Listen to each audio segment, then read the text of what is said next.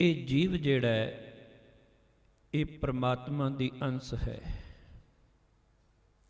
ਇਸੇ ਕਰਕੇ ਆਪਾਂ ਵੇਖਦੇ ਹਾਂ ਹਰੇਕ ਜੀਵ ਦੇ ਮਨ ਅੰਦਰ ਉਸ ਪ੍ਰਮਾਤਮਾ ਨੂੰ ਮਿਲਣ ਦੀ ਤਾਂਘ ਲੱਗੀ ਹੋਈ ਹੈ। ਇਹ ਵੱਖਰੀ ਗੱਲ ਹੈ ਕਿ ਰਸਤਾ ਉਹਨੇ ਕੋਈ ਹੋਰ ਚੁਣ ਲਿਆ ਹੈ ਪ੍ਰਮਾਤਮਾ ਨੂੰ ਮਿਲਣ ਦੀ ਤਾਂਘ ਲੱਗੀ ਹੋਈ, ਕਿਉਂਕਿ ਉਹਦੀ ਅੰਸ਼ ਹੋਣ ਕਰਕੇ ਇਹਦਾ ਧਿਆਨ ਸੁਤੇ ਸਿੱਧ ਹੀ ਉਧਰ ਚਲਾ ਜਾਂਦਾ ਹੈ। ਆ ਜਿਵੇਂ ਤੁਸੀਂ ਵੇਖ ਲਓ, ਕੋਈ ਵੀ ਆਪਾਂ ਜਦੋਂ ਦੀਵਾ ਜਗਾਉਂਦੇ ਹਾਂ, ਮੋਮਬੱਤੀ ਜਗਾਉਂਦੇ ਹਾਂ, ਭਾਵੇਂ ਤੁਸੀਂ ਮੋਮਬੱਤੀ ਨੂੰ ਉਲਟੀ ਕਰੋ, ਪਰ ਜਿਹੜੀ ਮੋਮਬੱਤੀ ਦੀ ਜੋਤ ਹੈ ਨਾ ਉਹ ਉੱਪਰ ਵੱਲ ਨੂੰ ਆਏਗੀ। ਉਲਟਾ ਵੀ ਕਰੋਗੇ ਥੱਲੇ ਜਾਏ, ਥੱਲੇ ਨਹੀਂ ਜਾਏਗੀ, ਉੱਪਰ ਵੱਲ ਨੂੰ ਉੱਠੇਗੀ। ਕਿਉਂ? ਉਹਦਾ ਅੰਸ਼ ਕੀ ਹੈ? ਉਹ ਕਿਹਦੇ ਅੰਸ਼ ਹੈ? ਉਹਦਾ ਜਿਹੜਾ ਅਸਲਾ ਹੈ ਉਹ ਸੂਰਜ ਹੈ, ਉਹ ਮੂਲ ਹੈ।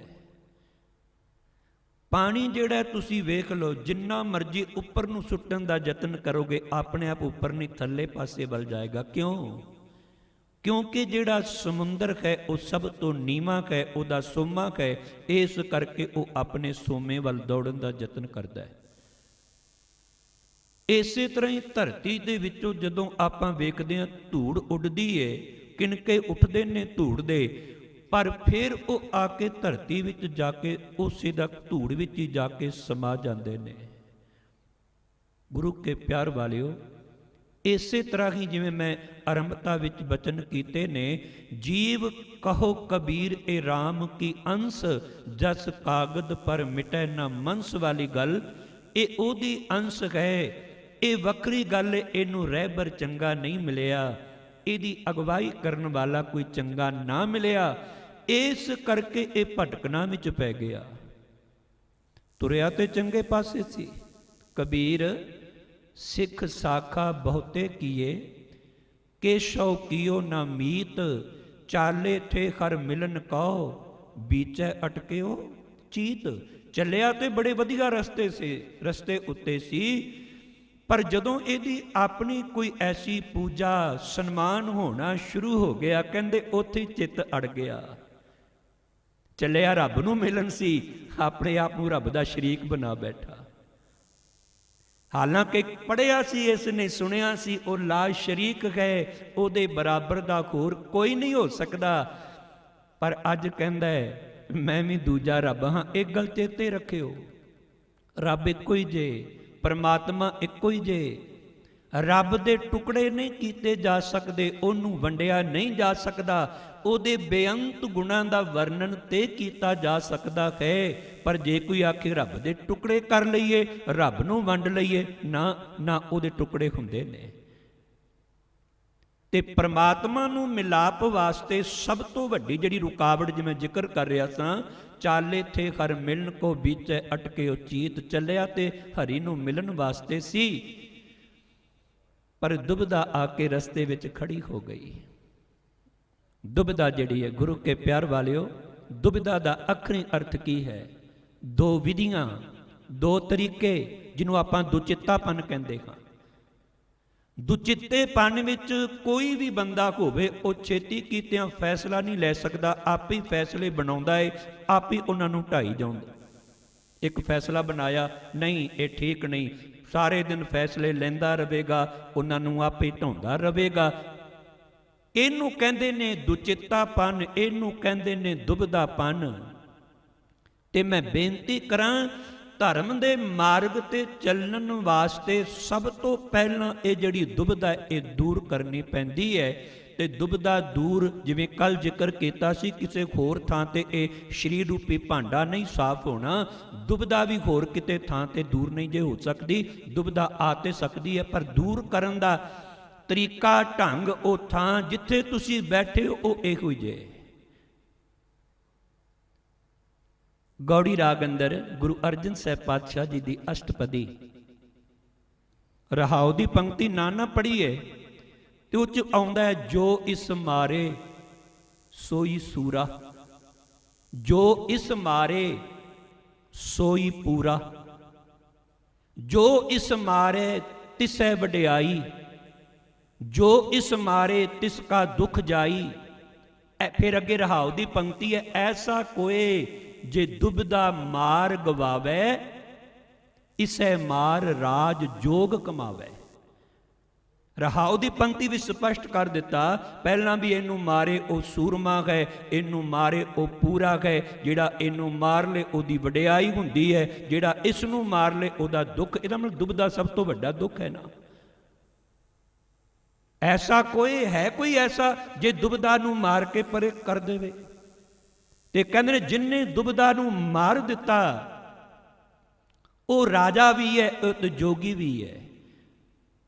भट्ट साहिबाना ने ना जदों धन गुरु अर्जन दे पिता जी दे गोइंदवाल साहिब दी पावन धरती ते आके दीदार कीते ना, ते बाकी गुरु साहिबाना दी भी शोभा सुनी, ते उन्हां नूं गुरु अर्जन दे पिता जी दे विचों ही गुरु नानक, गुरु अंगद, गुरु अमरदास, गुरु रामदास जी दे दीदार होए। उस वेले केवल तखत ते धन गुरु अर्जन दे पिता जी बैठे ने, ते उन्हां ने गुरु अर्जन साहिब जी दे नूं सन्मुख हुंदियां होइयां ये बचन उचारण कीते, गुरु नानक साहिब जी दी वडियाई विच, कब कल सुजस गावों गुरु नानक, राज जोग जिन माणियो। कहते ने गुरु नानक पातशाह जी दा असीं जस गाउंदे हां, मैं गाउंदा हां। क्यों? क्योंकि गुरु नानक वर्गा कोई राजा नहीं, ते ना ही कोई गुरु नानक वर्गा जोगी है। राजा ते जोगी इकट्ठे हो जाण बड़ी मुश्किल है।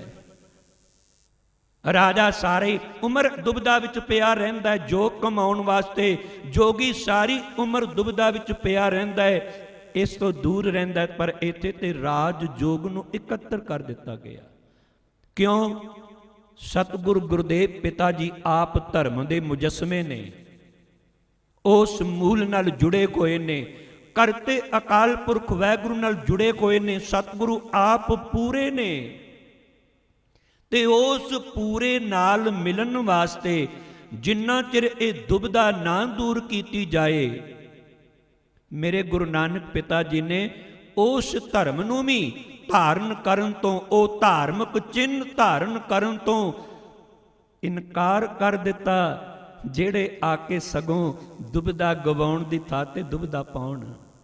उम्र ते 9 साल दी है ना गुरु नानक साहिब जी दी, ते पंडित हरदयाल नूं बुला लिया गया। जग्गियो पीर जिन्हों आपां जनेऊ पहनाउण दी रस्म कहंदे हां, वो करन वास्ते। गल मैं धर्म की गल कर रहा, धर्म के उत्ते तुरन वास्ते दुबदा सहाई नहीं जे हुंदी, दुबदा रुकावटां खड़ी करदी है। ते धन गुरु नानक साहब पिता जी नूं जदों जनेऊ पहनाया जान लगा, सतगुरां आखे जनेऊ पा के की हो जाएगा? आखन लगे तुसीं धर्मी हो जाओगे। अच्छा, मैं हुण तक अधर्मी सां? आखन लगे पंडित जी मेरी उम्र तो भावें 9 साल है, उम्र भी तुसीं मेरे तो बड़े वड्डे हो, मैं उस नाते वड्डे होण दे नाते तुहाडा सत्कार भी करदा, पर मेरी एक गल ध्यान नाल सुणो, तुसीं कहंदे हो ये धार्मिक चिन्ह पा के मैं धर्मी बन जावांगा, पर मेरे मन में एक दुविधा है कि दूर कर सकते हो? किहड़ी दुविधा है? आखन लगे मेरी भैन बेबे नानकी मेरे तो 5 साल वड्डी है, ਉਹਦੇ ਗਲ 'ਚ ਜਨੇਊ मैं वेख्या कोई नहीं। ਜਦੋਂ 9 साल की ਹੋਈ ਉਦੋਂ ਜਨੇਊ ਉਹਨੂੰ क्यों नहीं पहनाया गया? फिर मेरी माता मेरे तो किन्नी वड्डी, जिन्हें मैनू जन्म दिता, अपनी गोदी विच पालिया पोसिया सब कुछ किया, मैं तो कदी मां के गल विच भी जनेऊ नहीं वेख्या। ਇਹਦੀ मतलब मेरी मां जिन्हें मैनू जन्म दिता है वह अधर्मी है? वो मेरी भैन जो मेरे तो 5 साल वड्डी, मैनू प्यार मैनू लाड लडाउंदी है, मैनू खिडाउंदी रही सब कुछ, मतलब वो भी अधर्मी है। पंडित जी जेड़ा धर्म दुविधा पैदा करे मैं वो धर्म नूं धारण नहीं करांगा।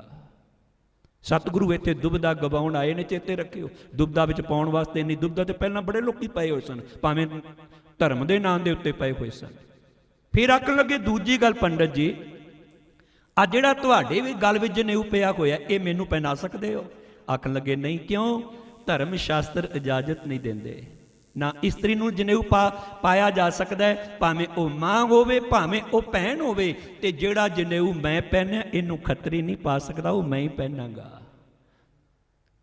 क्योंकि मैं तेरा, एक रेशम का ते दूजा तेरे धागे वट वट के आपां पढ़दे आ ना भगत कबीर जी का बचन, गली जिन्ना जप मार गज साढ़े तै तै धोतियां तेहरे पायन तग, गली जिन्ना जप मालियां लोटे हथ निबग, ओए हर के संत ना आखिए बानारस के ठग, ऐसे संत ना मौका भावें डाला सु पेडा गटकावें। कहणगे तुसी तेरा पाया वो भी रेशम का पाया, मैनू तुसी कपाह का धागा तक कत्तिया होया वो तो वो भी दोहरा, ये क्यों वितकरा क्यों। फिर जो वैश की गल आउंदी है वह इकहरा जनेऊ वो भी सन तो तैयार किया होया, ये दुबदा नहीं तो होर की है, ये काहदा तुसी धर्म दे रहे हो मैनू, तुसीं वितकरे पा रहे हो। धर्म वो जेड़ा दुबदा दूर कर देवे, याद रखियो धर्मी बंदा केवल अन्नी शरदा वाला नहीं जे हुंदा, शरदा जरूरी है। धर्मी होने वास्ते शरदा जरूरी, अपने इष्ट प्रति गुरु प्रति परमात्मा के प्रति। पर भगत कबीर जी ने जदों व्याख्या की ना धर्म की, कबीर जहां ज्ञान तहां धर्म है।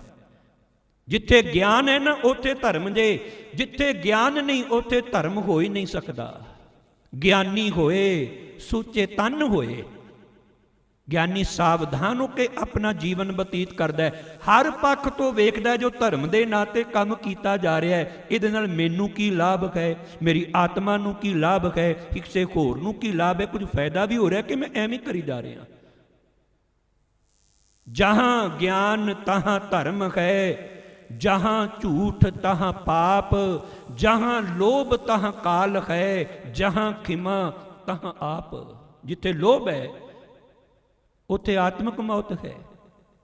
इस करके धन गुरु नानक साहब पातशाह जी नूं भट्ट साहबाना ने राज अते जोग, क्योंकि दुबदा खत्म इत्थे ते सतगुरु की दुबदा अपनी खत्म की, सतगुरु दुबदा लैके आए कोई नहीं, निरंकार ने बख्शिश की है।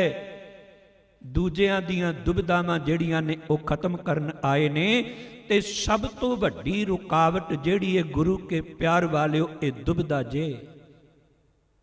दुबदा दे खातर ही जिथे दुचितापन आ गया, दुबदा खड़ी हो गई, उत्थे कला कलेश खड़े हो जाते हैं। भावें वो साडा छोटा जिहा परिवार होवे, भावें कोई साडी सभा सोसाइटी होवे, भावें कोई होर वड्डे पद्धर ते आपां जिवें जिवें गल करते जावांगे, ये दुबदा दे कारण ही दुचितापन जिहड़ा ने गुरु के प्यार वाले जिन्ना चिर ज्ञान की खनेरी नहीं जे आउंदी ना, जिहड़ा अंदर अज्ञानता का छप्पर बनया होया ये इन्ना चिर ढह ढेरी नहीं हो सकता।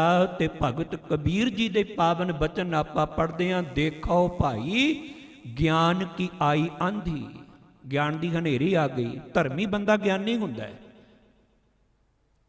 सबै उडानी भ्रम की टाटी रखे ना माया बांधी, ते अगे चल के कहने दुचित्ते की दोए थून गिरानी। छप्पर जिहड़ा हुंदा है ना, जे किते तुसीं छप्पर वेख्या होवे पिंडां विच जाके, पंजाब या इधर यूपी साइड वाले जे बहुत छप्पर ने, लोकी छप्परां झुग्गियां विच रहिंदे ने। दो थम्मियां हुंदियां ने, उहदे उत्ते एक लक्कड़ दा वड़ा पाया हुंदा है, छप्पर हुंदा है इस तरह बनिया हुंदा है, थम्मे में छोटियां छोटियां थम्मियां, फिर टाटियां लगियां हुंदियां ने आले दुआले, ना कोई दरवाजा चंगी तरह लग सकता है, कुछ भी नहीं, घाह फूस का बनया हुंदा है। जदों हनेरी आउंदी है ये छप्पर सारे उड़ा के लै जाती है। ते भगत जी इत्थे कहंदे ने जदों ज्ञान की हनेरी आउंदी ना, जिस मनुख दे मन अंदर ये दुचित्तेपन दीयां थम्मियां ते छप्पर खड़ा होया, सब तो पहला की हनेरी करदी है ज्ञान की, दुचित्ते की दुथून गिरानी, मोह बलेंडा टूटा, तिशना छान परी धर ऊपर दुरमत भांडा फूटा। वो जिहड़ा बलेंडा वड़ा पाया सी ना मोह दा, वो भी टुट गया। तृष्णा रूपी ये छन ये छप्पर जदों थल्ले गिरी ना, ते इहदे विच इक भांडा भरिया पिया सी दुरमत दा, वो भी टुट गया। फिर आंधी पाछै जो जल बरखै, तेह तेरा जन भीना, कहो कबीर मन भया प्रगासा, उदय भान जब चीना। जदों सूरज चढ़ जाता है ना, फिर हनेरा कोई नहीं जे रहिंदा।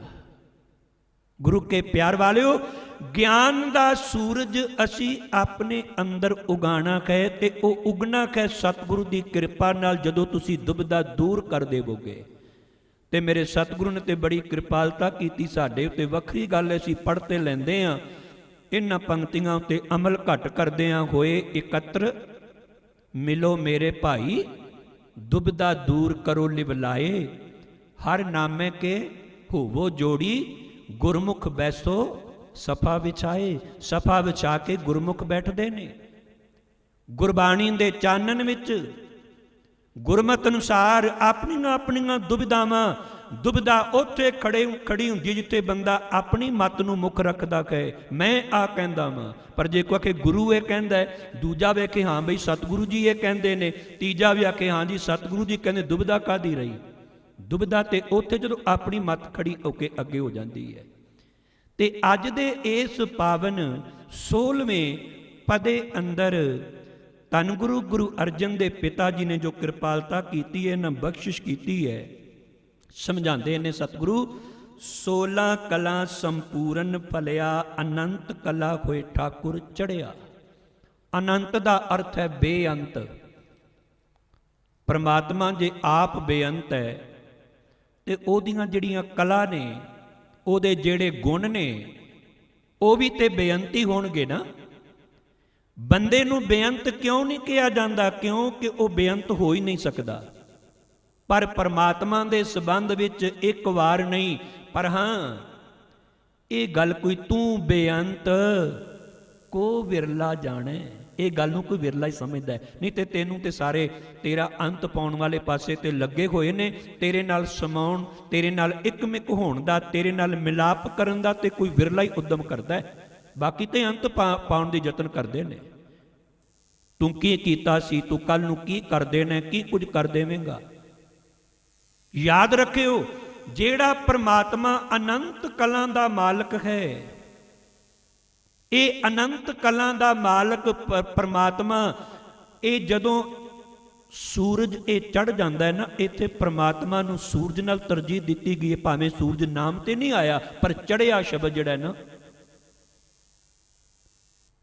ਇੱਕ ਥਾਂ ਤੇ ਸਤਿਗੁਰਾਂ ਨੇ ਚੰਦਰਮਾ ਦੀ ਵੀ ਗੱਲ ਕੀਤੀ। ਚੰਦਰਮਾ ਵੀ ਕਾਫੀ ਹੱਦ ਤੱਕ ਹਨੇਰੇ ਨੂੰ ਦੂਰ ਕਰ ਦਿੰਦਾ। ਰਾਤ ਦੀ ਜਦੋਂ ਪੂਰਨਮਾਸ਼ੀ ਦਾ ਚੰਦਰਮਾ ਹੁੰਦਾ ਹੈ ਨਾ, ਤੇ ਕਰਨ ਕਰਾਵਨ ਸ਼ਰਨ ਪਰਿਆ, ਗੁਰ ਪ੍ਰਸਾਦ ਸਹਿਜ ਘਰ ਪਾਇਆ, ਮਿਟਿਆ ਅੰਧੇਰਾ ਚੰਦ ਚੜਿਆ। ਗੁਰੂ ਦੀ ਕਿਰਪਾ ਨਾਲ ਸਹਿਜ ਅਵਸਥਾ ਪ੍ਰਾਪਤ ਹੋ ਗਈ, ਅੰਧੇਰਾ ਮਿਟ ਗਿਆ ਤੇ ਉੱਥੇ ਚੰਦਰਮਾ ਪੂਰਨ ਪ੍ਰਕਾਸ਼ ਹੋ ਗਿਆ। ਇੱਥੇ ਅਨੰਤ ਕਲਾ ਹੋਏ ਠਾਕੁਰ ਚੜਿਆ। ਉਹ ਠਾਕੁਰ, ਉਹ ਮਾਲਕ, ਉਹ ਪਰਮਾਤਮਾ ਰੂਪੀ ਸੂਰਜ ਆਪਣੀਆਂ ਬੇਅੰਤ ਤਾਕਤਾਂ ਦੇ ਨਾਲ ਜਿਸ ਮਨੁੱਖ ਦੇ ਅੰਦਰ ਪ੍ਰਗਟ ਹੋ ਗਿਆ। ਯਾਦ ਰੱਖਿਓ, ਇਹ ਨਹੀਂ ਪਰਮਾਤਮਾ ਆਪ ਆਉਂਦਾ ਤੇ ਆਪਣੇ ਗੁਣ ਬਾਹਰ ਹੀ ਛੱਡ ਕੇ ਆ ਜਾਂਦਾ ਹੈ ਨਾ। ਜੇ ਗੁਰੂ ਵੀ ਆਏਗਾ ਤੁਹਾਡੇ ਵਿੱਚ ਨਾ, ਤੇ ਗੁਰੂ ਵੀ ਸਾਰੇ ਗੁਣ ਲੈ ਕੇ ਆਏਗਾ। ਉਹਗੇ ਗੁਣ ਤੁਹਾਡੇ ਰਾਹੀਂ ਅੱਗੇ ਪ੍ਰਗਟ ਹੋਣਗੇ, ਕਰਮਾਂ ਰਾਹੀਂ ਪ੍ਰਗਟ ਹੋਣਗੇ, ਬੋਲਾਂ ਰਾਹੀਂ ਪ੍ਰਗਟ ਹੋਣਗੇ। ਜਿਹੜੇ ਸਤਿਗੁਰੂ ਗੁਰਦੇਵ ਪਿਤਾ ਜੀ ਬਖਸ਼ਿਸ਼ ਕਰਦੇ ਨੇ, ਭੱਟ ਸਾਹਿਬਾਨਾਂ ਨੇ ਧੰਨ ਗੁਰੂ ਅਰਜਨ ਦੇ ਪਿਤਾ ਨੂੰ ਇਸੇ ਲਈ ਆਖਿਆ ਸੀ, ਗੁਰ ਭੰਨ ਮਥੁਰਾ ਕਛ ਭੇਦ ਨਹੀਂ। ਮਥੁਰਾ ਆਪਣੇ ਆਪ ਨੂੰ ਕਹਿੰਦੇ, ਦੁਨੀਆ ਨੂੰ ਕਹਿ ਦੇ ਇਹ ਗੱਲ, ਉੱਚੀ ਉੱਚੀ ਪੁਕਾਰ ਕੇ ਕਹਿ ਦੇ, ਕੋਈ ਭੇਦ ਨਹੀਂ ਜੇ ਗੁਰੂ ਅਰਜਨ ਦੇ ਪਿਤਾ ਵਿੱਚ ਤੇ ਪਰਮਾਤਮਾ ਦੇ ਵਿੱਚ। ਮੈਂ ਵੇਖ ਲਿਆ, ਗੁਰੂ ਅਰਜਨ ਪ੍ਰਤੱਖ ਹਰ ਨੇ। ਜਿਹੜੇ ਗੁਣ ਹਰੀ ਵਿੱਚ ਨੇ, ਉਹੀ ਗੁਣ ਗੁਰੂ ਵਿੱਚ ਨੇ। ਤੇ ਜਦੋਂ ਸਤਿਗੁਰੂ ਗੁਣਾ ਸਮੇਤ ਆਉਣਗੇ, ਪਰਮਾਤਮਾ ਜੀ ਗੁਣਾ ਸਮੇਤ ਆਉਣਗੇ। ਇਹ ਥੋੜਾ ਕਿ ਪਰਮਾਤਮਾ ਆਪ ਆਇਆ ਤੇ ਇਸੇ ਕਰਕੇ ਪਰਮਾਤਮਾ ਦੇ ਗੁਣਾ ਰਾਹੀਂ ਹੀ ਪਰਮਾਤਮਾ ਨੂੰ ਵੇਖਿਆ ਜਾ ਸਕਦਾ ਹੈ। ਗੁਰੂ ਕੇ ਪਿਆਰ ਵਾਲਿਓ, ਤੇ ਇਹ ਪਰਮਾਤਮਾ ਜਦੋਂ ਅਨੰਤ ਕਲਾ ਵਾਲਾ ਠਾਕੁਰ, ਇਹ ਮਾਲਕ ਜਿਹਦੇ ਅੰਦਰ ਪ੍ਰਗਟ ਹੋ ਜਾਂਦਾ ਹੈ, ਤੇ ਉਹਦਾ ਜੀਵਨ, ਉਹ ਪਹਿਲੀ ਜਿਹੜੀ ਪੰਕਤੀ ਹੈ ਨਾ, ਅੱਧੀ 16 ਕਲਾਂ ਸੰਪੂਰਨ ਫਲਿਆ। 16 ਕਲਾਂ ਜਿਹੜੀਆਂ ਨੇ ਨਾ, ਕਈ ਵਾਰੀ ਅਸੀਂ ਜਿੱਥੇ ਕੋਈ ਗਿਣਤੀ ਵਾਚਕ ਸ਼ਬਦ ਆ ਜਾਂਦਾ ਹੈ ਨਾ, ਤੇ ਉਹ ਗਿਣਤੀਆਂ ਮਿੰਤੀਆਂ ਪੂਰੀਆਂ ਕਰਨ ਦੇ ਚੱਕਰ 'ਚ ਪੈ ਜਾਂਦੇ ਹਾਂ ਅਸੀਂ। ਹਾਲਾਂਕਿ ਗੁਰਬਾਣੀ ਵਿੱਚ ਕਈ ਵਾਰੀ ਐਸੇ ਗਿਣਤੀ ਵਾਚਕ ਸ਼ਬਦ ਆਏ ਨੇ। ਤੁਸੀਂ ਪੜ੍ਹਦੇ ਹੋ ਧਿਆਨ ਨਾਲ ਜੇ ਬਾਣੀ, ਤੇ ਬਾਬਾ ਫਰੀਦ ਦੇ 2 ਸ਼ਲੋਕ ਮੈਂ ਸਾਂਝੇ ਕਰਾਂ, ਉੱਥੇ ਗਿਣਤੀ ਵਰਤੀ ਹੈ। ਫਰੀਦਾ ਗੱਲੀ ਸੁ ਸੱਜਣ 20, ਉੱਥੇ 20 ਸ਼ਬਦ ਵਰਤਿਆ। ਇੱਕ ਟੁੰਡੇਂਦੀ ਨਾ ਲਹਾਂ, ਧੁੱਖਾਂ ਜਿਉ ਮਾਲੀ, ਕਾਰਨ ਤਿਨਾ ਮਾ ਪੀਰੀ। ਗੱਲਾਂ ਨਾਲ ਤੇ 20 ਸੱਜਣ ਬਣ ਜਾਂਦੇ ਨੇ। 20 ਦਾ ਮਤਲਬ ਹੈ ਬੇਅੰਤ ਬਣ ਜਾਂਦੇ ਨੇ ਕਿ ਆਪਾਂ ਤੇਰੇ ਵਰਗੇ ਮੈਂ 20 ਵੇਖੇ ਨੇ। ਅਸੀਂ ਆਮ ਜਿਹੜੀ ਸਾਡੀ ਬੋਲੀ ਹੈ ਨਾ, ਜਿਹੜੀ ਆਪਾਂ ਵਰਤਦੇ ਹਾਂ, ਕਈ ਵਾਰੀ ਉਹ ਬੋਲੀ ਗੁਰੂ ਸਾਹਿਬਾਨਾਂ ਨੇ, ਭਗਤ ਸਾਹਿਬਾਨਾਂ ਨੇ ਵਰਤੀ ਹੈ। 20 ਦਾ ਮਤਲਬ ਹੈ ਕਈ ਗੱਲਾਂ ਨਾਲ ਤੂੰ ਚਿੰਤਾ ਨਾ ਕਰ, ਤੇਰਾ ਮੈਂ ਸੱਜਣ ਹਾਂ, ਕਿਤੇ ਯਾਦ ਕਰਕੇ ਵੇਖੀ ਕਿਵੇਂ ਬੌੜਦਾ ਮੈਂ, ਕਿਤੇ ਯਾਦ ਕਰੀ ਦੁੱਖ ਵੇਲੇ। ਗੱਲਾਂ ਨਾਲ ਬਣਨ ਵਾਲੇ ਬੜੇ ਨੇ। ਇੱਕ ਥਾਂ ਤੇ ਬਾਬਾ ਫਰੀਦ ਜੀ ਨੇ, ਫਰੀਦਾ ਸਰਵਰ ਪੰਖੀ ਹੇਕੜੋ ਫਾਹੀਵਾਲ 50, ਇਹ ਤਨ ਲਹਿਰੀ ਗੱਡ ਥਿਆ ਸੱਚੇ ਤੇਰੀ ਆਸ। ਜੇ ਉੱਥੇ 50 ਗਿਣਤੀ ਵਰਤਿਆ ਤਾਂ 50 ਹੀ ਨੇ, ਮੈਂ 50 ਗਿਣਤੀ ਪੂਰੀ ਕਰਨ ਲੱਗ ਪਵਾਂ ਵੀ ਆ ਵੀ ਵਿਕਾਰ ਹੈ, ਆਹ ਵੀ ਨੇ ਫਾਹੀਵਾਲ। 50 ਦਾ ਮਤਲਬ ਉੱਥੇ ਬੇਅੰਤ ਜੇ। ਪਤਾ ਨਹੀਂ ਫਾਈਆਂ ਲਾਉਣ ਵਾਲੇ ਕਿੰਨੇ ਕੁ ਇੱਥੇ ਖੜੇ ਨੇ। ਇੱਥੇ 16 ਕਲਾਂ ਦਾ ਮਤਲਬ ਹੀ ਸਮਝ ਲਿਓ ਸੰਪੂਰਨ ਹੀ ਹੈ ਹਰ ਪੱਖ ਤੋਂ।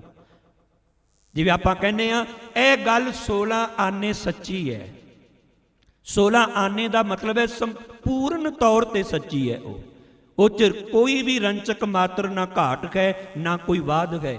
ਤੇ ਗੁਰਬਾਣੀ ਅੰਦਰ ਸਤਿਗੁਰਾਂ ਨੇ 20 ਵਿਸਵੇ ਵੀ ਕਈ ਥਾਂ ਤੇ ਸ਼ਬਦ ਵਰਤਿਆ ਹੈ। 20 ਵਿਸਵੇ ਜਾ ਕੇ ਮਨ ਪ੍ਰਗਾਸ, ਤਿਸ ਜਨ ਕੈ ਪਾਰ ਬ੍ਰਹਮ ਕਾ ਨਿਵਾਸ। 20 ਵਿਸਵੇ, ਕਿਉਂਕਿ 20 ਵਿਸਵੇ ਦਾ ਇੱਕ ਵਿਗਾ ਹੁੰਦਾ ਹੈ ਤੇ 1 ਏਕੜ ਵਿੱਚ 5 ਵਿਗੇ ਹੁੰਦੇ ਨੇ। ਇਸੇ ਕਰਕੇ 20 ਵਿਸਵੇ ਦਾ ਮਤਲਬ ਵੀ ਹੈ ਪੂਰਨ ਤੌਰ ਤੇ।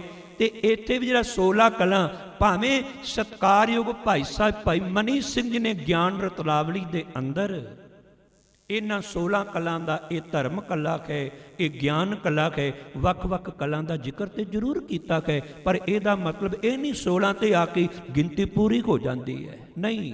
ਬੇਅੰਤ ਕਲਾ, ਮੈਂ ਦੱਸਿਆ ਨਾ, ਜਿੱਥੇ ਪਰਮਾਤਮਾ ਅਨੰਤ ਕਲਾ ਵਾਲਾ ਆਪ ਪ੍ਰਗਟ ਹੋ ਗਿਆ, ਪ੍ਰਕਾਸ਼ ਹੋ ਗਿਆ, ਤੇ ਕਹਿੰਦੇ ਨੇ ਸਮਝ ਲਵੋ ਉਸ ਮਨੁੱਖ ਦਾ ਜੀਵਨ ਵੀ ਜਿਹੜਾ ਨਾ 16 ਕਲਾਂ ਸੰਪੂਰਨ ਫਲਿਆ। ਭਾਵ ਉਹਦੇ ਅੰਦਰ ਸਾਰੇ ਪਰਮਾਤਮਾ ਦੇ, ਸਤਿਗੁਰੂ ਦੇ ਗੁਣ ਜਿਹੜੇ ਨੇ ਉਹ ਪ੍ਰਗਟ ਹੋ ਗਏ ਨੇ, ਉਹ ਸੰਪੂਰਨ ਹੋ ਗਿਆ। ਸਾਡੀ ਯਾਤਰਾ ਜਿਹੜੀ ਹੈ ਨਾ ਤਾਂ ਹੀ ਸਫਲ ਹੁੰਦੀ ਹੈ ਜੇ ਆਪਾਂ ਪੂਰੇ ਹੋ ਜਾਈਏ। ਕਈ ਵਾਰੀ ਕੋਈ ਪ੍ਰਾਣੀ ਚੜ੍ਹਾਈ ਕਰ ਜਾਂਦਾ ਹੈ, ਉਹਦੀ ਮੌਤ ਹੋ ਜਾਂਦੀ ਹੈ ਤੇ ਕਿਹਾ ਜਾਂਦਾ ਜੀ ਇਹ ਪੂਰਾ ਹੋ ਗਿਆ ਹੈ। ਆਪਾਂ ਕਹਿੰਦੇ ਹਾਂ ਪੂਰਾ ਹੋ ਗਿਆ ਹੈ, ਸਵਾਸ ਪੂਰੇ ਹੋਏ ਨੇ ਉਹਦੇ। ਮੈਨੂੰ ਕੀ ਪਤਾ ਪੂਰਾ ਸੀ, ਪੂਰਾ ਹੋ ਗਿਆ ਹੈ, ਅਧੂਰਾ ਸੀ, ਅਜੇ ਬਿਲਕੁਲ ਖਾਲੀ ਸੀ, ਕੀ ਪਤਾ ਹੈ। ਸਵਾਸ ਪੂਰੇ ਹੋਏ ਨੇ, ਉਹ ਨਹੀਂ ਪੂਰਾ ਹੋਇਆ। ਹਾਂ, ਜੇ ਹੋ ਗਿਆ ਤੇ ਮੇਰਾ ਵਾਹਿਗੁਰੂ ਜਾਣਦਾ ਸਫਲ ਕਰ ਗਿਆ ਆਪਣੀ ਯਾਤਰਾ। ਜੇ ਪੂਰਾ ਹੋ ਗਿਆ ਤੇ ਪੂਰਾ ਹੋਣ ਵਾਸਤੇ ਆਇਆ ਸੀ। ਅਸੀਂ ਸਾਰਿਆਂ ਨੇ ਆਪਣੇ ਆਪ ਨੂੰ ਪੂਰਨ ਕਰਨਾ ਹੈ। ਤੇ ਜਿਹੜੇ ਪੂਰੇ ਹੋ ਜਾਂਦੇ ਦੇ ਨਾ, ਭਗਤ ਜੀ ਸਤਿਗੁਰਾਂ ਦੇ ਪਾਵਨ ਬਚਨ ਨੇ, ਪੂਰਨ ਕਬਹੂ ਨਾ ਡੋਲਤਾ ਪੂਰਾ ਕੀਆ ਪ੍ਰਭ ਆਪ, ਦਿਨ ਦਿਨ ਚੜ੍ਹੇ ਸਵਾਇਆ ਨਾਨਕ ਹੋਤ ਨਾ ਘਾਟ। ਪੂਰਾ ਕਦੀ ਡੋਲਦਾ ਨਹੀਂ। ਕਿਉਂ? ਕਿਉਂਕਿ ਉਹਨੇ ਪੂਰੇ ਦੀ ਸ਼ਰਨ ਲਈ ਹੋਈ ਹੈ। ਉਹ ਤੇ ਫਿਰ ਕਹਿੰਦਾ ਹੈ ਤੂੰ ਮੇਰੋ ਮੇਰ ਪਰਬਤ ਸੁਆਮੀ, ਓਟ ਗਹੀ ਮੈਂ ਤੇਰੀ, ਨਾ ਤੁਮ ਡੋਲੋ ਨਾ ਹਮ ਗਿਰਤੇ ਰਖ ਲੀਨੀ ਹਰ ਮੇਰੀ। ਪਰਮਾਤਮਾ, ਜਿਵੇਂ ਸੁਮੇਰ ਪਰਬਤ ਨੂੰ ਸਾਰਿਆਂ ਤੋਂ ਵੱਡਾ ਸਮਝਿਆ ਜਾਂਦਾ ਹੈ, ਮੇਰੇ ਵਾਸਤੇ ਤੂੰ ਹੀ ਸੁਮੇਰ ਪਰਬਤ ਹੈ। ਮੈਂ ਤੇਰੀ ਓਟ ਪਕੜੀ ਹੈ। ਮੈਨੂੰ ਪਤਾ ਏ ਨਾ ਤੁਸੀਂ ਡੋਲਦੇ ਹੋ, ਤੁਸੀਂ ਵੀ ਅਡੋਲ ਹੋ, ਤੇ ਮੈਂ ਤੁਹਾਡੀ ਸ਼ਰਨ ਵਿੱਚ ਆਵਾਂਗਾ ਤੇ ਕਿਵੇਂ ਡੋਲਾਂਗਾ। ਇਸੇ ਲਈ ਤੇ ਆਪਾਂ ਅਰਦਾਸ ਕਰਦੇ ਹਾਂ, ਡੰਡੌਤ ਬੰਦਨ ਅਨਕ ਬਾਰ ਸਰਬ ਕਲਾ ਸਮਰੱਥ, ਡੋਲਣ ਤੇ ਰੱਖੋ ਪ੍ਰਭੂ ਨਾਨਕ ਦੇ ਕਰ ਹੱਥ। ਡੋਲਣ ਤੋਂ ਬਚਾਉਣ ਵਾਲਾ ਉਹ ਹੈ, ਪੂਰਿਆਂ ਉਹ ਹੀ ਕਰੇਗਾ ਗੁਰੂ ਕੇ ਪਿਆਰ ਵਾਲਿਓ। ਤੇ ਜਦੋਂ ਬੰਦਾ ਪੂਰਾ ਹੋ ਜਾਂਦਾ, ਉਹਦੀਆਂ ਨਿਸ਼ਾਨੀਆਂ ਕੀ ਨੇ? ਪੂਰਿਆਂ ਦੀਆਂ ਨਿਸ਼ਾਨੀਆਂ ਹੋਣੀਆਂ ਚਾਹੀਦੀਆਂ ਨੇ ਨਾ, ਤਾਂ ਹੀ ਪਤਾ ਲੱਗਦਾ ਕੀ ਹੈ ਉਹਦੇ ਕਰਮਾਂ ਵਿੱਚੋਂ, ਭਾਵ ਉਹਦੀ ਜਿਹੜੀ ਇਹ ਬੋਲ ਬਾਣੀ ਵਿੱਚੋਂ, ਉਹਦੇ ਜੀਵਨ ਤੋਂ ਪਤਾ ਚੱਲਦਾ ਪੂਰਨ ਹੋ ਗਿਆ ਹੈ। ਗੁਰੂ ਅਰਜਨ ਸਾਹਿਬ ਜੀ ਦਾ ਸਹਿਸਕ੍ਰਿਤੀ ਬਾਣੀ ਵਿੱਚ ਇੱਕ ਸ਼ਲੋਕ ਆਉਂਦਾ ਹੈ, ਉਹਦੇ ਵਿੱਚ 6 ਲੱਛਣ ਦੱਸੇ ਗਏ ਨੇ ਪੂਰਨ ਮਨੁੱਖਾਂ ਦੇ। ਤੇ ਮੈਂ ਇੱਥੇ ਬੇਨਤੀ ਕਰਾਂ 6 ਵਿਸ਼ੇਸ਼ ਲੱਛਣ ਜੇ, ਬਾਕੀ ਤੇ ਹੋਰ ਉਹਨਾਂ 6ਵਾਂ ਦੇ ਨਾਲ ਬਾਕੀ ਸਾਰੇ ਆਪਣੇ ਆਪ ਜੁੜ ਜਾਂਦੇ ਨੇ। ਜਿਵੇਂ ਆਪਾਂ ਮੂਲ ਮੰਤਰ ਕਹਿੰਦੇ ਆ ਨਾ, ਪਰਮਾਤਮਾ ਦੇ ਵਿਸ਼ੇਸ਼ 7 ਗੁਣ ਦੱਸੇ ਗਏ ਨੇ, ਪਰ ਇਹਨਾਂ 7 ਵਿੱਚ ਹੀ ਪਿਤਾ ਨੂੰ ਪਤਾ ਨਹੀਂ ਕਿੰਨੇ ਕੁ ਗੁਣ ਸਮਾਏ ਹੋਏ ਨੇ, ਤੁਸੀਂ ਉਹਦੇ ਅੰਤ ਨਹੀਂ ਪਾ ਸਕਦੇ। ਉਹ 6 ਗੁਣ ਕਿਹੜੇ ਨੇ?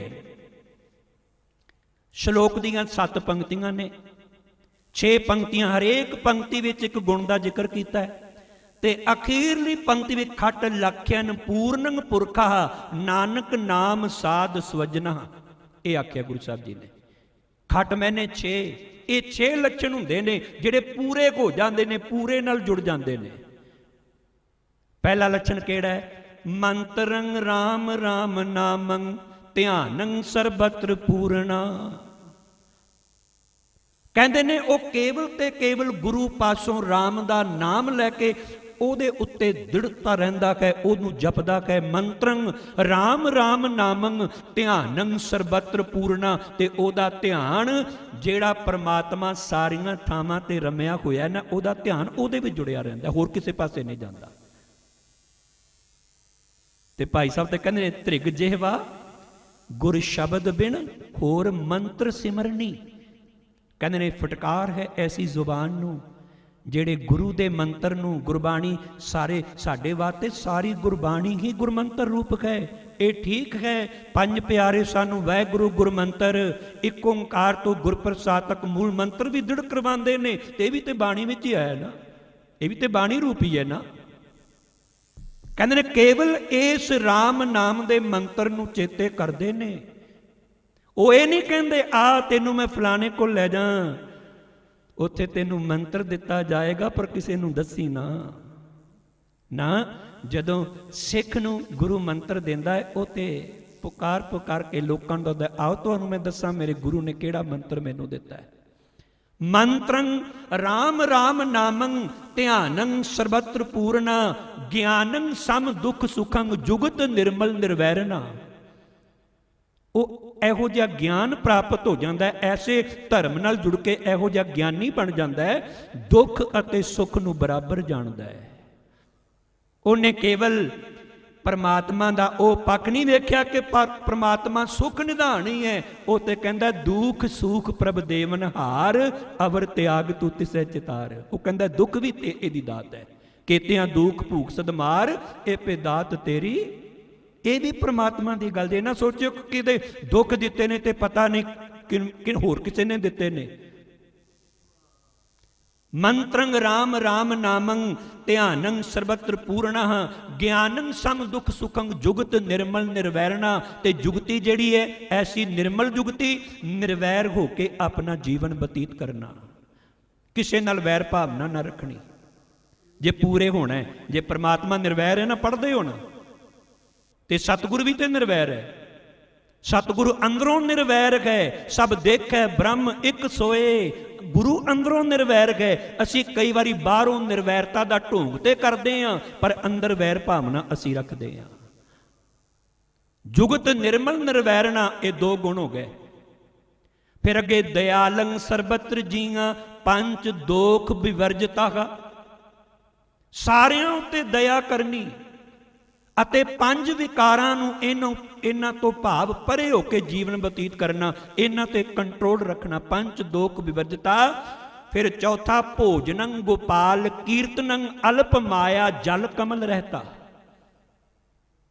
ਕਹਿੰਦੇ ਨੇ ਪਰਮਾਤਮਾ ਦੇ ਕੀਰਤਨ ਨੂੰ, ਉਹਦੀ ਵਡਿਆਈ ਨੂੰ ਆਪਣੀ ਆਤਮਾ ਦੀ ਖੁਰਾਕ ਬਣਾ ਲੈਂਦਾ। ਅਲਪ, ਇੱਥੇ ਅਲਪ ਦਾ ਅਰਥ ਥੋੜਾ ਨਹੀਂ ਜੇ, ਕਿਉਂਕਿ ਇੱਥੇ ਭਾਵੇਂ ਸਤਿਗੁਰੂ ਨੇ ਲਾਂ ਨਹੀਂ ਲਗਾਈ, ਕਿਉਂਕਿ ਜਿਹੜੀ ਅਗਲੀ ਹੈ ਅਲਪ ਕਮਲ ਜਲ ਰਹਿਤੇ ਵਾਲਾ ਜਿਹੜਾ ਹੈ ਨਾ, ਸਤਿਗੁਰੂ ਨੇ ਬਖਸ਼ਿਸ਼ ਕੀਤੀ ਹੈ। ਭੋਜਨੰ ਗੋਪਾਲ ਕੀਰਤਨਮ ਅਲਪ ਮਾਇਆ ਜਲ ਕਮਲ ਰਹਿਤੇ। ਅਲਪ ਦਾ ਇੱਥੇ ਅਰਥ ਹੈ ਅਲੇਪ ਰਹਿਣਾ, ਮਾਇਆ ਦੇ ਗੁਣਾਂ ਤੋਂ ਨਿਰਲੇਪ ਰਹਿਣਾ ਮਾਇਆ ਵਿੱਚ ਹੀ ਹੈ। ਬੇੜੀ ਪਾਣੀ ਵਿੱਚ ਰਹਿੰਦੀ ਹੈ, ਡੁੱਬਦੀ ਕੋਈ ਨਹੀਂ, ਡੁੱਬ ਗਈ ਉਹ ਬੇੜੀ ਕਾਦੀ ਹੋ ਗਈ, ਉਹ ਤੇ ਆਪ ਡੁੱਬ ਗਈ, ਤੁਹਾਨੂੰ ਕਿੱਥੋਂ ਤਾਰੇਗੀ। ਇਸੇ ਤਰ੍ਹਾਂ ਹੀ ਸਤਿਗੁਰੂ ਗੁਰੂ ਨਾਨਕ ਪਿਤਾ ਤੋਂ ਲੈ ਕੇ ਦਸ਼ਮੇਸ਼ ਪਿਤਾ ਤੱਕ ਜਿਹੜਾ ਸੰਪੂਰਨ ਮਨੁੱਖ ਘਾੜਤ ਘੜੀ ਗਈ, ਉਹਨੂੰ ਖਾਲਸਾ ਆਖਿਆ ਗਿਆ। ਉਹ ਪੂਰਾ ਹੋ ਗਿਆ, ਪੂਰਾ ਉਹਨੂੰ ਕਿਹਾ ਜਾ ਸਕਦਾ ਹੈ। ਫਿਰ ਆਖਿਆ ਨਾ ਆਤਮ ਰਸ ਦੇ ਜਾਣਹੀ ਸੋਖ ਹੈ, ਸਤਿਗੁਰਾਂ ਨੇ ਸੋਖ ਹੈ ਖਾਲਸ ਦੇਵ। ਪ੍ਰਭ ਮੈਂ ਮੋਹ ਮੈਂ ਤਾਸ ਮੈਂ ਰੰਚਕ ਨਾਹੀ ਭੇਦ। ਬਿਲਕੁਲ ਭੇਦ ਮੇਰੇ ਵਿੱਚ, ਪਰਮਾਤਮਾ ਵਿੱਚ, ਜਿਹੜਾ ਮੇਰਾ ਖਾਲਸਾ, ਚ ਕੋਈ ਭੇਦ ਨਹੀਂ ਹੋਵੇਗਾ।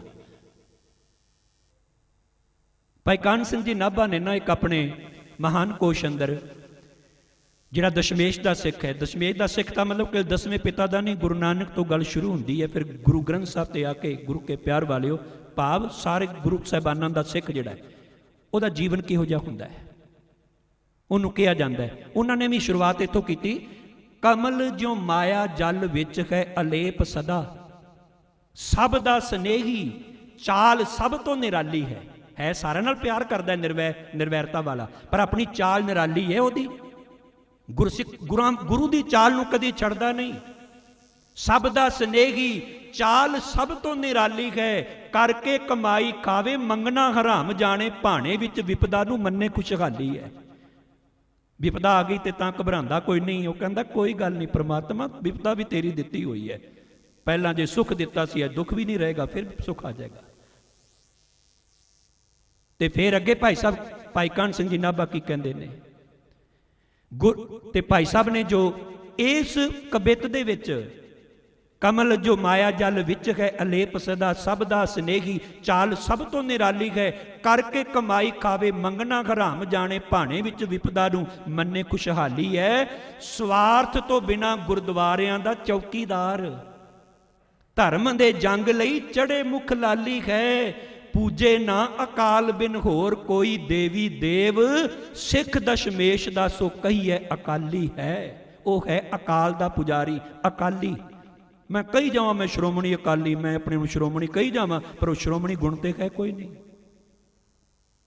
ਆਪਣੇ ਅੰਦਰ ਉਹ ਗੁਣ ਪੈਦਾ ਕਰਨੇ ਨੇ, ਤਾਂ ਅਸੀਂ ਜਾ ਕੇ ਪੂਰਨ ਤੌਰ ਤੇ ਅਸੀਂ ਪੂਰੇ ਗੁਰੂ ਨਾਲ ਜੁੜੇ ਹੋਏ ਕਹਿ ਜਾ ਸਕਦੇ ਹਾਂ, ਪੂਰਨ ਪਰਮੇਸ਼ਰ ਨਾਲ ਜੁੜੇ ਹੋਏ ਕਹਿ ਜਾ ਸਕਦੇ ਹਾਂ।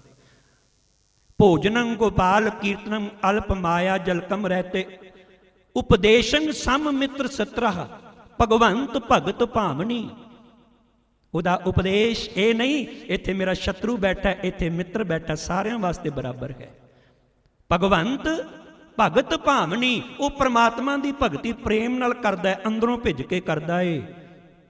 ਭਗਵੰਤ ਭਗਤ ਭਾਵਨੀ, ਪਰ ਨਿੰਦਾ ਨਾ ਸਰੋਤ ਸ਼ਰਵਣੰ, ਆਪ ਤਿਆਗ ਸਗਲ ਰੇਣੁਕਾ। ਪਰਾਈ ਨਿੰਦਾ ਸੁਣ ਕੇ ਆਪਣੇ ਆਪ ਨੂੰ ਦੂਰ ਕਰ ਲੈਂਦਾ, ਸੁਣਦਾ ਹੀ ਨਹੀਂ ਕੰਨਾਂ ਨਾਲ, ਸੁਣ ਕੇ ਅਣਸੁਣਿਆ ਕਰ ਦਿੰਦਾ ਹੈ। ਆਪਾ ਆਪ ਤਿਆਗ ਕੇ, ਆਪ ਤਿਆਗ ਸਗਲ ਰੇਣੁਕਾ, ਆਪਣੇ ਆਪ ਨੂੰ ਸਾਰਿਆਂ ਦੇ ਚਰਨਾਂ ਦੀ ਧੂੜ ਸਮਝਦਾ ਹੈ। ਇਹ ਜੇ ਖੱਟ ਲਖਨ ਪੂਰਨੰ ਪੁਰਖਾ, ਨਾਨਕ ਨਾਮ ਸਾਧ ਸਵਜਨਾ। ਇਹ 6 ਲੱਛਣ ਨੇ, ਜੇ ਅਸੀਂ ਵੀ ਸਾਡੇ ਵਿੱਚ ਹੈਗੇ ਨੇ। ਆਪਾਂ ਗੁਰਬਾਣੀ ਕਸਵੱਟੀ ਹੈ ਪਰਖਣ ਵਾਸਤੇ ਜੀਵਨ ਨੂੰ, ਹੋਰ ਕੀ ਹੈ, ਪਰਖੋ। ਮੇਰੇ ਵਿੱਚ ਪਹਿਲਾ ਲੱਛਣ ਹੈ, ਦੂਜਾ ਹੈ, ਤੀਜਾ, ਚੌਥਾ, ਪੰਜਵਾਂ, ਛੇਵਾਂ ਹੈ। ਜੇ ਨਹੀਂ ਹੈ ਤੇ ਮੈਂ ਪੂਰਾ ਨਹੀਂ ਹਾਂ, ਮੇਰੇ ਵਿੱਚ ਘਾਟ ਹੈ, ਮੈਂ ਘਾਟ ਦੂਰ ਕਰਨੀ ਹੈ, ਤੇ ਉਹ ਘਾਟ ਦੂਰ ਕਰਨ ਵਾਲਾ ਹੋਰ ਕੋਈ ਨਹੀਂ, ਉਹ ਹੈ ਗੁਰੂ, ਉਹ ਹੈ ਗੁਰੂ ਕੀ ਸੰਗਤ। ਗੁਰੂ ਕੇ ਪਿਆਰ ਵਾਲਿਓ, ਤੇ ਸਤਿਗੁਰੂ ਬਖਸ਼ਿਸ਼ ਕਰਦੇ ਨੇ, ਜਿਹਦੇ ਅੰਦਰ ਉਹ ਅਨੰਤ ਕਲਾਂ ਦਾ ਮਾਲਕ ਠਾਕੁਰ ਪ੍ਰਗਟ ਹੋ ਗਿਆ, ਜਿਹਦੇ ਅੰਦਰ ਗਿਆਨ ਦਾ ਸੂਰਜ ਚੜ ਗਿਆ ਨਾ, 16 ਕਲਾਂ ਸੰਪੂਰਨ ਫਲਿਆ, ਉਹ ਸੰਪੂਰਨ ਹੋ ਗਿਆ, ਉਹ ਤੇ ਫਲੀਭੂਤ ਹੋ ਗਿਆ, ਹਰ ਪੱਖ ਤੋਂ ਉਹ ਵੀ ਪੂਰਾ ਹੋ ਗਿਆ। ਆਨੰਦ ਬਿਨੋਦ ਹਰ ਨਾਮ ਸੁਖ ਨਾਨਕ, ਇਹ ਨਾਨਕ। ਧੰਨ ਗੁਰੂ ਅਰਜਨ ਦੇਵ ਪਿਤਾ ਜੀ ਆਪਣੇ ਆਪ ਨੂੰ ਸੰਬੋਧਨ ਕਰਕੇ ਕਹਿੰਦੇ ਨੇ ਕਿ ਹਰ ਨਾਮ, ਨਾਮ ਦੇ ਮੰਮੇ ਨੂੰ ਸਿਹਾਰੀ, ਹਰ ਨਾਮ ਦੀ ਬਰਕਤ ਨਾਲ ਉਹਦੇ ਜੀਵਨ ਵਿੱਚ ਆਨੰਦ ਆ ਜਾਂਦਾ ਹੈ, ਬਿਨੋਦ ਖੁਸ਼ੀਆਂ ਆ ਜਾਂਦੀਆਂ ਨੇ, ਸੁੱਖ ਆ ਜਾਂਦੇ ਨੇ। ਗੁਰੂ ਕੇ ਪਿਆਰ ਵਾਲਿਓ, ਅੰਮ੍ਰਿਤ ਰਸ ਹਰ ਪੁੰਚਨਾ, ਤੇ ਕਹਿੰਦੇ ਨੇ ਉਹ ਪਰਮਾਤਮਾ ਹਰੀ ਦਾ ਜਿਹੜਾ ਅੰਮ੍ਰਿਤ ਰਸ ਹੈ ਨਾ, ਪੁੰਚਨਾ ਦਾ ਮਤਲਬ ਉਹਨੂੰ ਸਦਾ ਹੀ ਭੋਗਦਾ ਰਹਿੰਦਾ ਹੈ, ਸਦਾ ਹੀ ਖਾਂਦਾ ਰਹਿੰਦਾ ਹੈ, ਛਕਦਾ ਰਹਿੰਦਾ ਹੈ। ਇੱਥੇ ਪੁੰਚਨਾ ਭੋਗਣ ਵਾਸਤੇ ਆਇਆ, ਪਰ ਜੋ ਤੂੰ ਮੁੰਦਾਮਣੀ ਪੜ੍ਹਦੇ ਹੋ ਨਾ, ਜੇ ਕੋ ਖਾਵੇ, ਉੱਥੇ ਪੁੰਚੇ ਦਾ ਅਰਥ ਹੋਰ ਹੈ। ਖਾਵੇ ਆ ਗਿਆ ਨਾ, ਜੇ ਕੋਈ ਖਾ ਕੇ ਹਜਮ ਕਰ ਲਵੇ। ਕਈ ਮੇਰੇ ਵਰਗੇ ਗੁਰਬਾਣੀ ਪੜ੍ਹਦੇ ਨੇ, ਕਥਾ ਕਰਦੇ ਨੇ, ਸਿਮਰਨ ਕਰਦੇ ਨੇ, ਸਭ ਕੁਝ ਕਰਦੇ ਨੇ, ਕੀਤਾ ਤੇ ਤਾਂ ਸੀ ਨਿਮਰਤਾ ਆ ਜਾਂਦੀ, ਤੇ ਹੋਰ ਹੰਕਾਰੀ ਬਣ ਗਿਆ, ਹੋਰ ਹੰਕਾਰ ਸਿਰ ਤੇ ਚੜ ਗਿਆ।